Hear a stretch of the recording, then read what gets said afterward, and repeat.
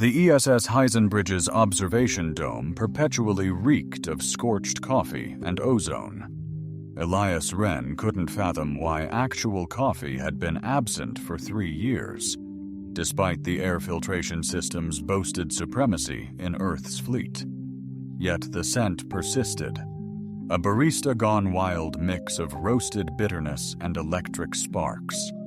He hunched over the sensor array, glaring at the unyielding interface as if demanding answers, but the screen stubbornly offered nothing novel, merely the same radiation fluctuations and quantum. The unsettling twitches plaguing the fringes of Sector 88B for weeks either were observing a naturally occurring gravitational anomaly, he speculated, or some celestial beings are gambling with the cosmos after a cosmic cocktail. "Tread carefully," a voice chimed in from behind. Dr. Annika Morales, the head exobiologist and self-proclaimed morale executioner, stood arms crossed, her silver ID tag radiating disapproval.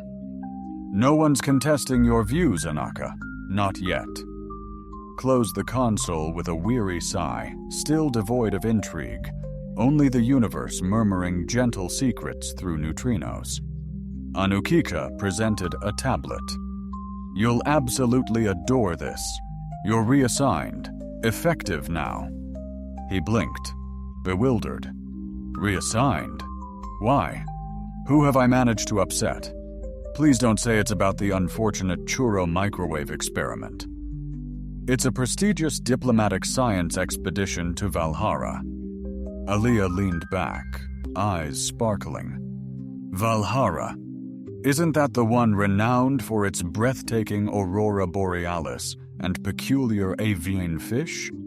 And the Valharians, remarkably intelligent, peaceful humanoids, desire a human expert attuned to the subtle nuances of deep space language evolution, a skill I arguably possess," Elias mused cautiously. "If unintentionally offending a Martian dignitary with a vowel inflection counts as understanding, that is. They requested intellectual curiosity and emotional discipline." He grimaced.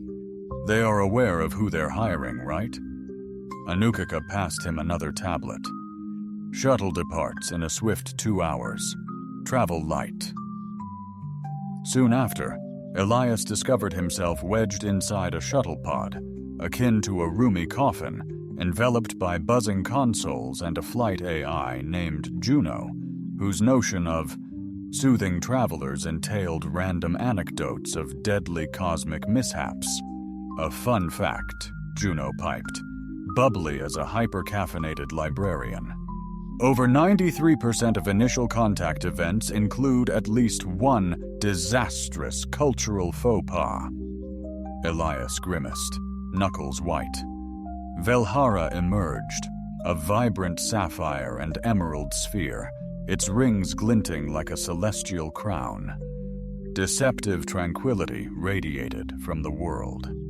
He tugged at his collar, already perspiring, wondering about potential alien allergens. Fearing inadvertent desecration by a sneeze mid-sacred rite, Valhara's landing bay was unusually balmy, redolent with subtle cinnamon notes, a delightful departure from Heisenbridge's potent thunder coffee atmosphere. Elias was met by 3 imposing Valharian dignitaries, each statuesque figure adorned in shimmering, multi-layered vestments, their elongated ears subtly swaying with each turn. The central figure advanced, her hair gleaming like expertly polished obsidian, and her eyes radiating the soft violet hue of faraway tempests, exuding an aura of serene composure. Delicious, playful mischief, hinting at hidden knowledge and amusement. "I'm Silari," she announced in flawless galactic common. "Your cultural navigator?" Elias stammered a greeting, Dr. Elias, Renhuman. And from Earth, struggling with fiery rituals and raw seafood, yet striving for politeness, she observed. Your petite ears are charming, thank you. Yours possess remarkable aerodynamic grace. A fleeting smile, then a genuine smile. The following days resembled a comically awkward intercultural honeymoon. Elias began his induction into Valharian linguistics, a captivating blend of resonant harmonics, precise pitch, and a hint of emotional depth. He quickly discovered that sarcasm was completely lost in formal settings. He mistook an ornamental dish of luminescent jelly for a delectable soup. After 3 spoonfuls, the bowl hissed and attempted to nip at him. Salary coolly retrieved the sentient biogel, explaining, "It thrives on anxiety. Perhaps you overstimulated it." One serene evening, under the gaze of twin moons, they observed silken clouds swirling in gentle spirals. "Do you know," Elias mused, "back on Earth, we have an aspiration. Reach for the stars. Even if you fumble, you'll still find yourself amidst the cosmos. Optimistic, until you grasp that stars are essentially scorching plasma orbs." Salary gazed upward.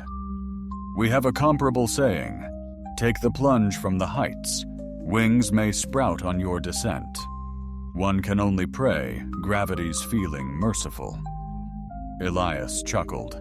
She faced him, moonlight dancing on her ears. "You often laugh." "It's that or bellow into the abyss," he replied, and the abyss rarely offers a reply. Salari scrutinized him for a moment. Extended conversations, perhaps laughter, serves as a shield or a hilariously ineffective weapon. Throughout the following week, they dedicated countless hours to the cultural exchange archives. He unraveled Earth's perplexing expressions. She illuminated the Velorian glyph for Irante, the unspoken magnetism between them, resembling gravitational attraction without Newton's interference. The palpable tension between them blossomed not dramatically, but through subtle glances, incomplete thoughts, and a mutual jest regarding the universally dreaded experience of collaborative endeavors. One evening alone in the observation garden, Illis stood by her, captivated as the bioluminescent tree's petals unfurled in languid spirals. A shared silence hung between them. Then, softer than a sigh, he murmured, "I yearn to make her my wife." He couldn't fathom why the words escaped him. Perhaps the stars held undue sway, or the stillness was simply too profound. He presumed his sentiment went unheard. "You realize I did hear you," Salary stated plainly the following dawn, while nonchalantly manipulating a holographic projection of Velhar's southern lands, catching Elias off guard. A verdant sustenance, purportedly a symphony of nutrients. He gagged with sufficient force to seize the attention of a nearby avian-inspired sanitation bot, which paused, emitting a mechanical screech. "Excuse me?" he gasped, barely maintaining his composure. "Salari wasn't eyeing you last night amidst the flora. Your vocal cadence dipped just above the wind's hum. Most would miss it, but my auditory senses are exceptionally attuned." She tapped her ear pointedly. His mouth opened, then snapped shut. He tried again. "Right. Brilliant. That utterance. The one resembling a proposition from someone desperately grasping for air. Much alien pollen. Let's just disregard that ever occurred."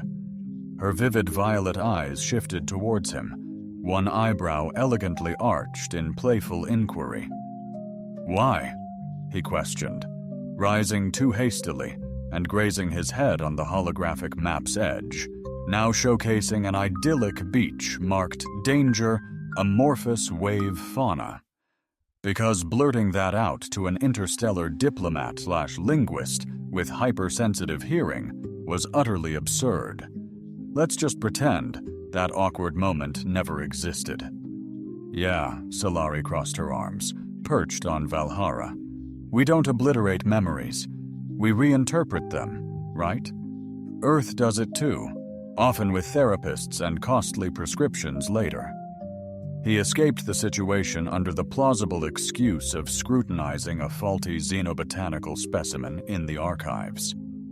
The sample, a self-humming vine that occasionally tried to plait nearby strands, proved unhelpful.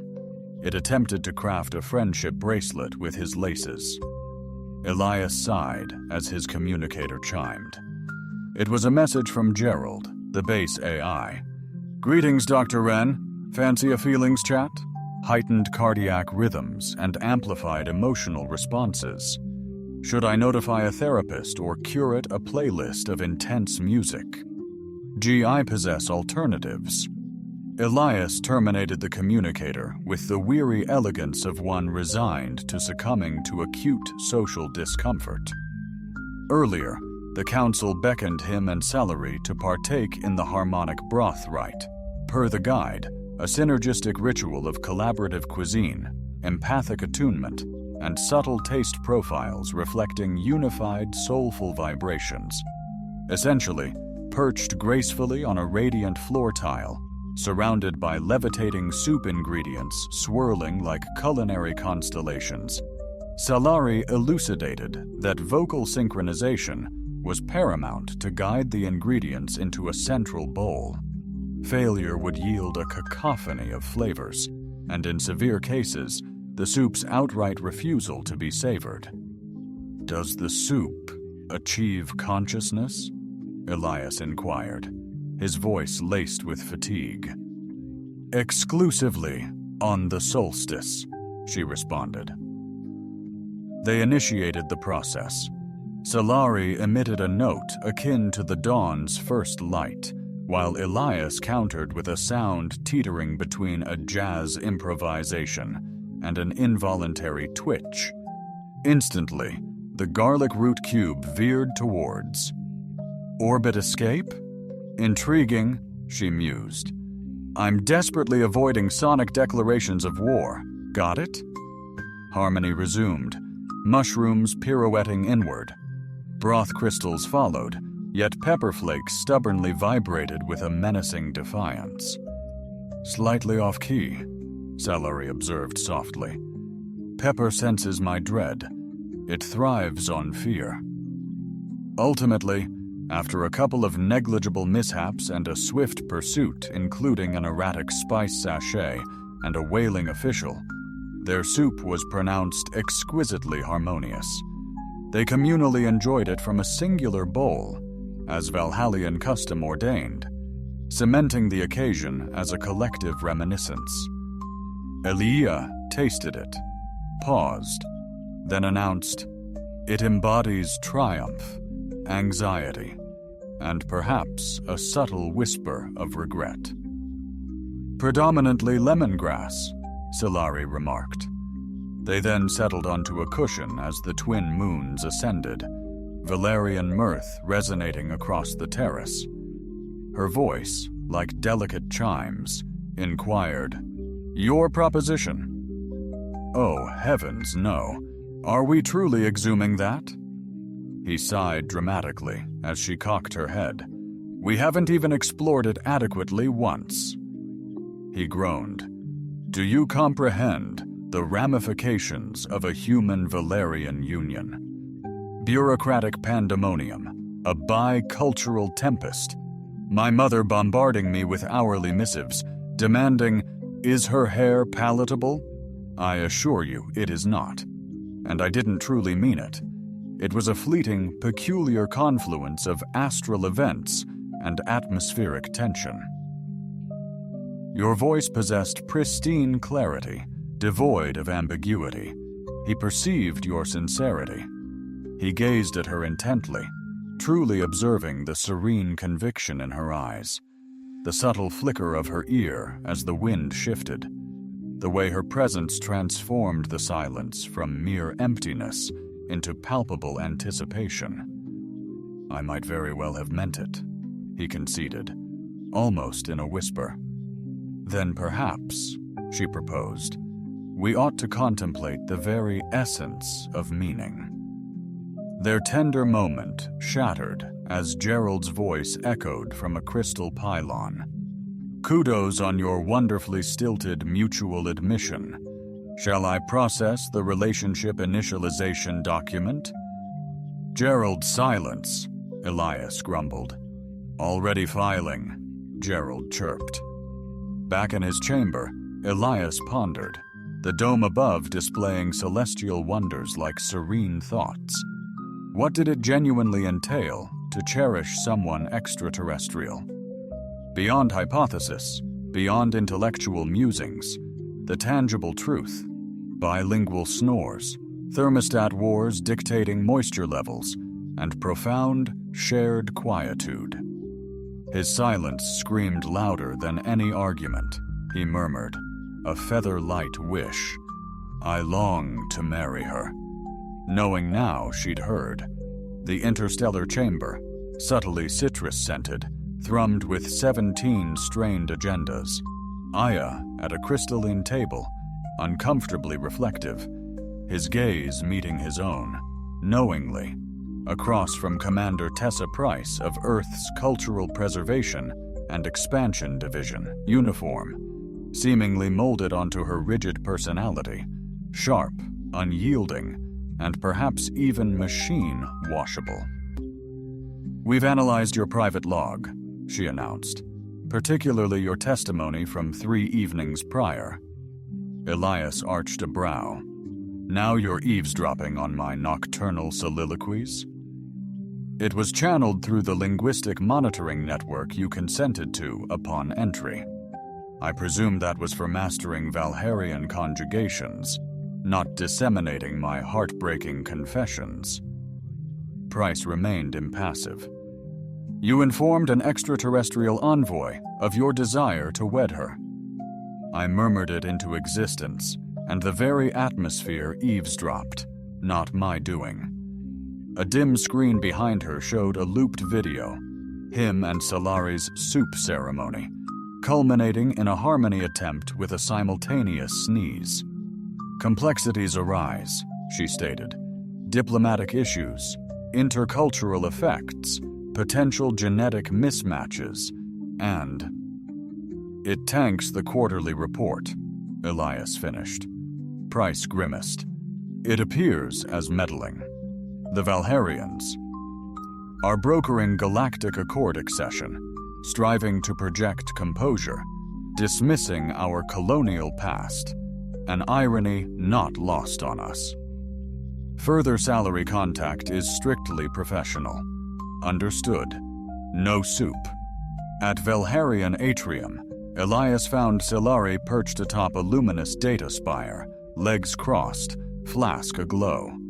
Her gaze conveyed mild surprise, yet gentle welcome, like stumbling upon an aged note tucked in a cherished book, destined for rediscovery, she observed. You seem utterly besieged. Bureaucracy's got me in a chokehold, I confessed. Do I need some kind of ritual purification? I think I need a flamethrower, and possibly a damn good lawyer. With unexpected elegance, considering her garb, a robe woven from folded solar silk, the fabric rippling with hues like mood lighting with attitude, she gracefully descended the pillar. They're petrified of what we symbolize, she asserted.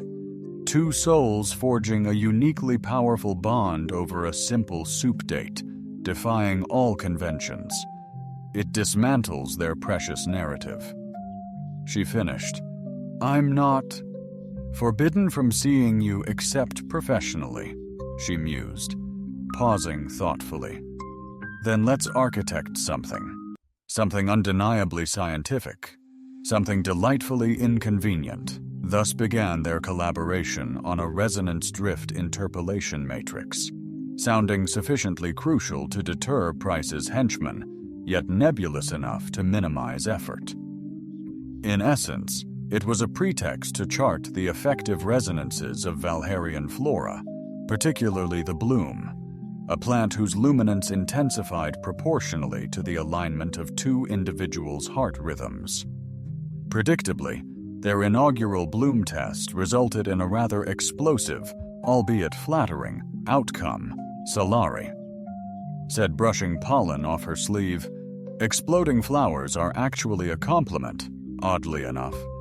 It indicates the resonance reached a fever pitch, like two notes hitting the exact same frequency flawlessly, overwhelming the blossom.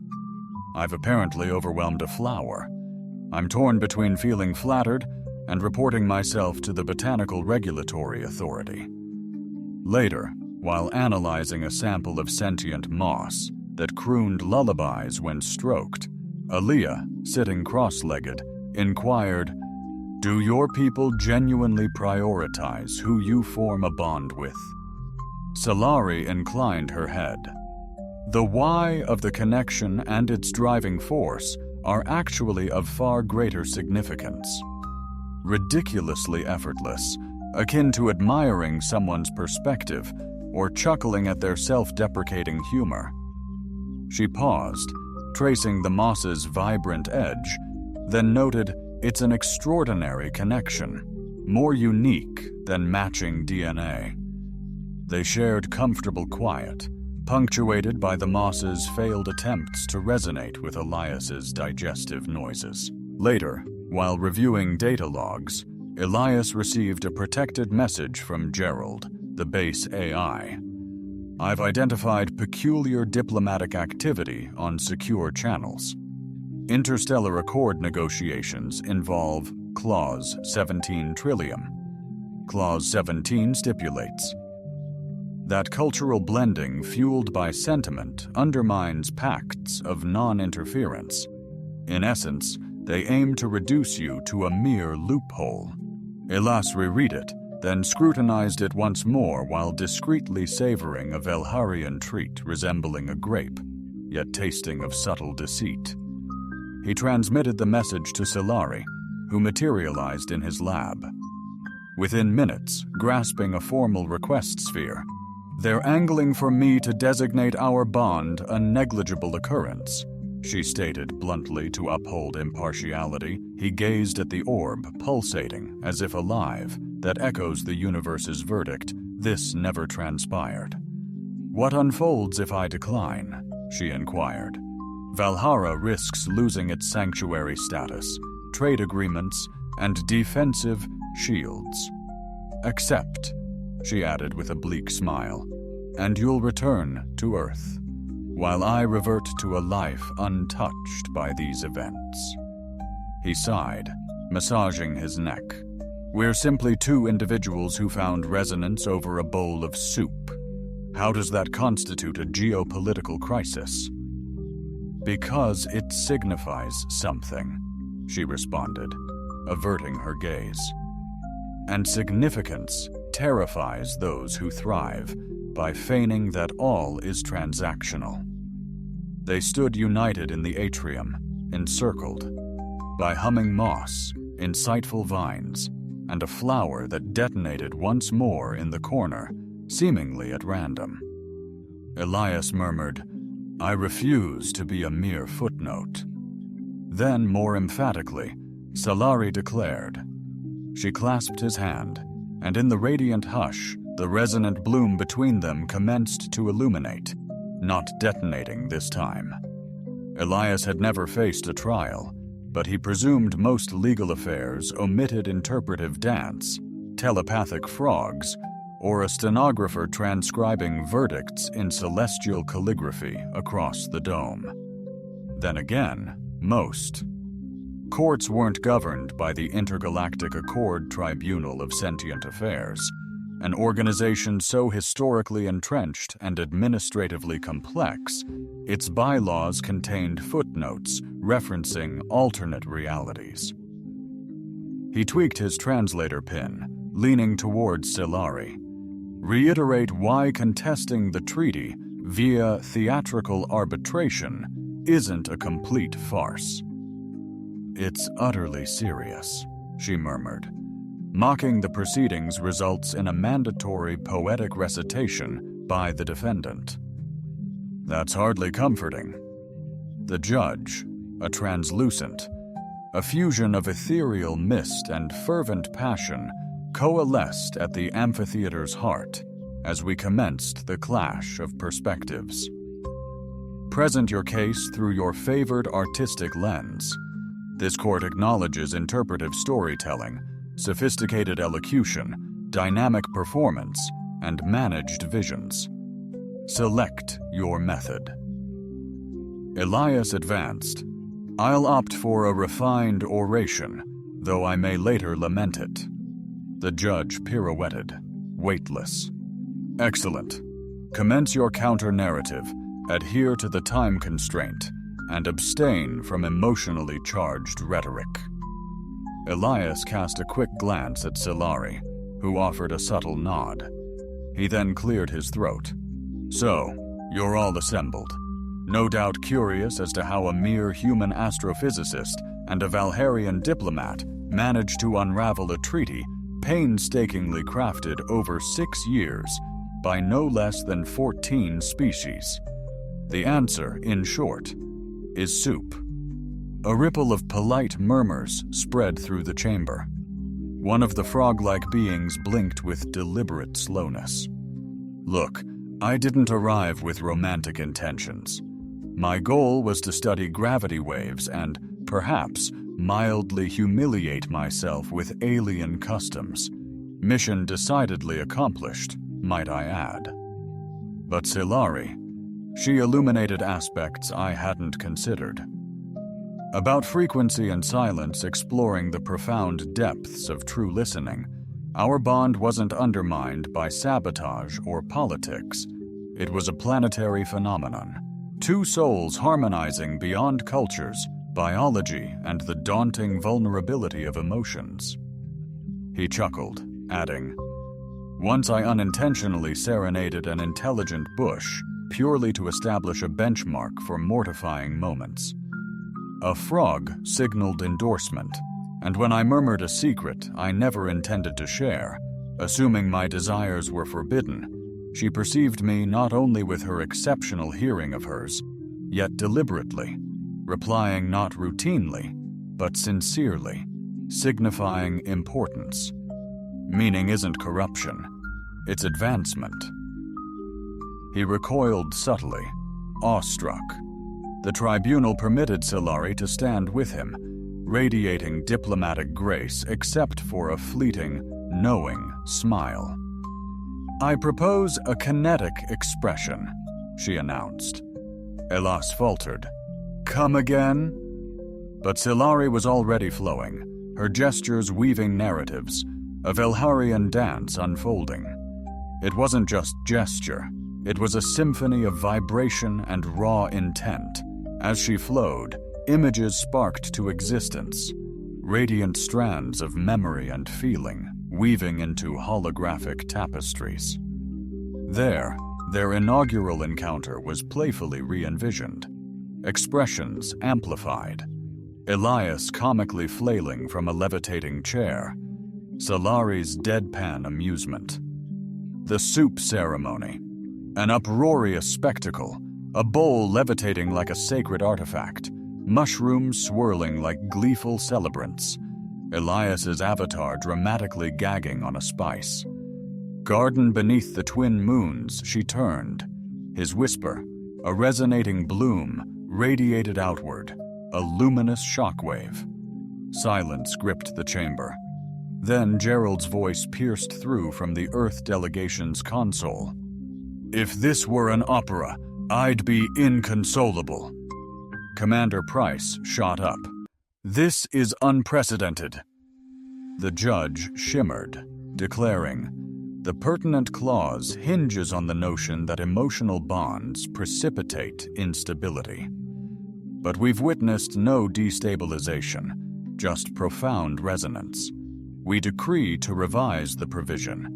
Emotional connection isn't contamination when founded on mutual reverence and interspecies comprehension. Exhaling for the first time in what felt like an eternity.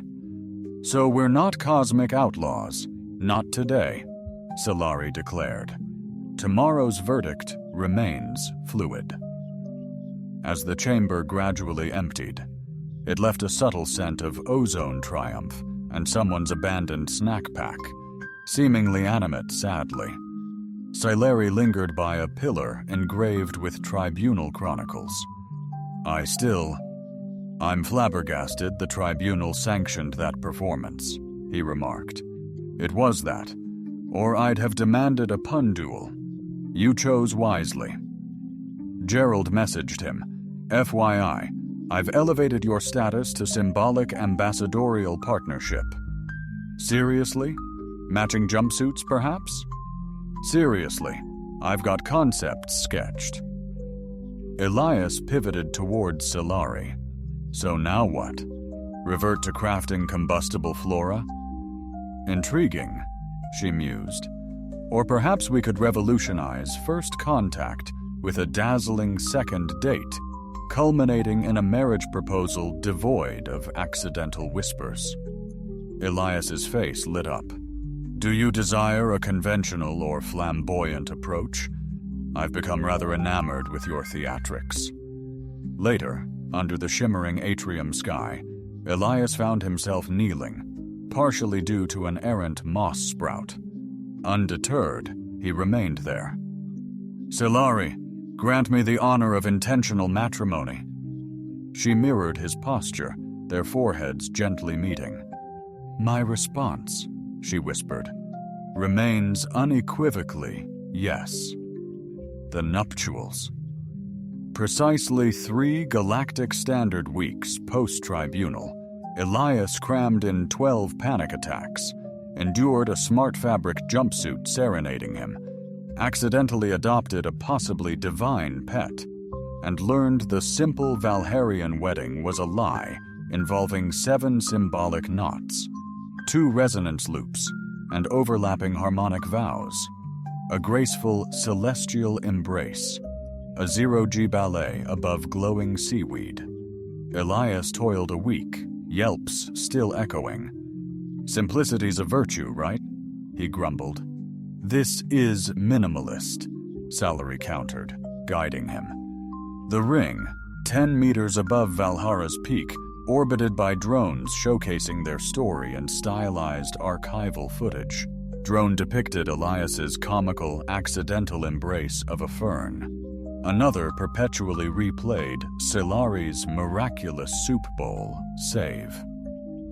Your matriarch has graced us with her presence, Gerald whispered, bearing a casserole with ingredients of questionable legality. I'm quite certain it's all right, Elias murmured, provided it doesn't attempt to procreate with something. Too late, it already has. Scileri donned a ceremonial mantle that pulsed and shimmered in harmony with her very heartbeat. Elias's sophisticated suit attempted to mirror its cadence, falling short in an endearingly clumsy manner. They stood together beneath the central resonance bloom, now perpetually aglow and vibrating with a soft, palpable energy, the tangible manifestation of their profound connection. The officiant, a retired Valharian conflict mediator with a penchant for popular culture illusions, and an unwavering conviction that authentic affection necessitated legal waivers, commenced with a light-hearted jest concerning trans-dimensional relationships, and concluded by presenting them with an unencumbered union, complete with optional neural synchronization enhancements. As the vows commenced, Scileri began. You crashed into my life like a glorious glitch, boisterous, bewildered, and delightfully disheveled. You persisted because you truly heard me. You lingered because you posed the questions others avoided. You unearthed purpose amidst perceived annoyance.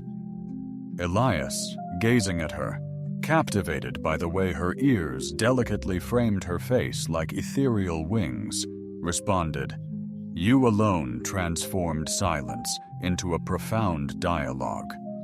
You revealed to me that perhaps, just perhaps, My eccentricities aren't insurmountable, even if I still suspect the soup harbored murderous intent. An eruption of applause followed. A fleeting instant, as the wind playfully swept Elias's jumpsuit hood over his head during their kiss. He later insisted it was deliberate. The reception unfolded in a sky garden where gravity was merely a gentle suggestion. Earth's delegation awkwardly socialized with venerable Valharian elders. Elias's mother quizzed a diplomat on Valharian parenting practices while offering the casserole to an inquisitive sentient fern. Gerald unveiled a holographic presentation, Milestones on the Road to Matrimony, featuring highlights like the impromptu proposal and soup diplomacy. Legal precedents established by romance, he concluded with a touching slide stating, "Love equals good," amidst a celestial alignment where stars danced and moons converged in a rare eclipse. IS and Salary floated through the sky, buoyed by anti-gravity fields, their laughter echoing. Luminous petals cascaded from the resonant bloom as a mischievous pocket creature attempted to pilfer a canopy. He gazed at her, whispering, "So this is truly reality." She affirmed, "This is a choice constantly forged and reforged in silence. Do you imagine we subtly fractured the cosmos? I believe we merely coaxed it." Years hence, their saga became integral to the official curriculum of interstellar diplomacy. Aspiring officers learned not just to sidestep offending sentient fungi, but also to discern the resonant chords of rapport. Back on Earth, a quaint statue immortalized Elias's clumsy proposal, tripped over a blossom. It became curiously beloved. As for Elias and Silari, they persisted in deciphering frequencies, charting emotion-based dialogues, and enduring interruptions from Gerald's theatrics. Breaking news: their rescued deity pet unexpectedly seized control as supreme leader of a sandbox civilization they perpetually debated over, yet mysteriously forgot the soup's true essence that fateful day. However, each hushed murmur they intercepted, thinking it confidential, sparked a knowing grin, because frequently, the most subdued utterances resonate with colossal authenticity.